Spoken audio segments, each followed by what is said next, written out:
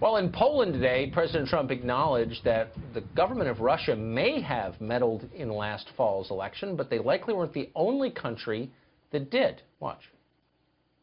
I think it could very well have been Russia, but I think it could well have been other countries, and I won't be specific, but I think a lot of people interfere. So that was one of the first questions he got. This Russia thing has gone on for months and months and months. Innuendo from the press and the Democratic Party, all of whom have demanded and gotten major investigations of every Trump associate for every conceivable tie to Vladimir Putin's government. Given that, the question is, why is almost everybody ignoring possible Russia connections on Hillary Clinton's team? Apparently they're real. Peter Schweitzer is the author of the book Clinton Cash. He just wrote a new op-ed pointing out the complex relationship between the Clinton campaign manager, John Podesta, and the government of Russia. Peter Schweitzer joins us tonight. So, Peter, as a daily newspaper reader, I haven't read much about this. Give us an outline of what we know. Yeah, very few people have covered this. We first reported it back in July, and there's new information that's come out. In January of 2011, when John Podesta is advising Hillary Clinton as Secretary of State as part of a foreign policy advisory board, advising her on personnel matters, speeches, policy, he joins the board of a Boston-based energy company called Juul Energy. 2 months after he joins the board, the Russian government, in the form of a sovereign wealth fund controlled by Vladimir Putin, this is a fund called Putin's Child by Russia's science minister, they they invest $35 million into this company. It's a big investment. The company at this point had only raised $110 million.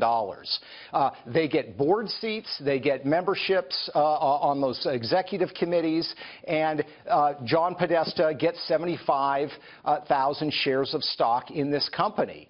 When he goes and joins the Obama administration in the White House as a senior counselor, he transfers those shares to his kids, but he continues to receive emails updating him on what Juul's doing and even helping them make decisions. So here you have a situation where John Podesta has a commercial relationship directly with the Russian government. There are 2 Russians that are sitting on the board of this company along with him while he is advising Hillary Clinton on the Russian reset and other issues. Now, just 2 quick questions. Is he allowed to do this from his perch in the federal government or orchestrate decision-making for the company? Yeah, no, that's a great question, Tucker. He was a official advisor, but not on the State Department payroll when he was with Hillary Clinton. Okay. When he joined the Obama White House, he transferred those shares because he could not hold those shares. The problem is that he says that he fully divested from them, but the emails that came out through WikiLeaks indicates that he was still making decisions on the part of those shares that he owned. His kids were not involved in the decision-making process. That's a problem. Very quickly, is there any reason the government of Vladimir Putin would have an interest in this specific energy company? Absolutely. It has all kinds of applications, commercial and potentially military.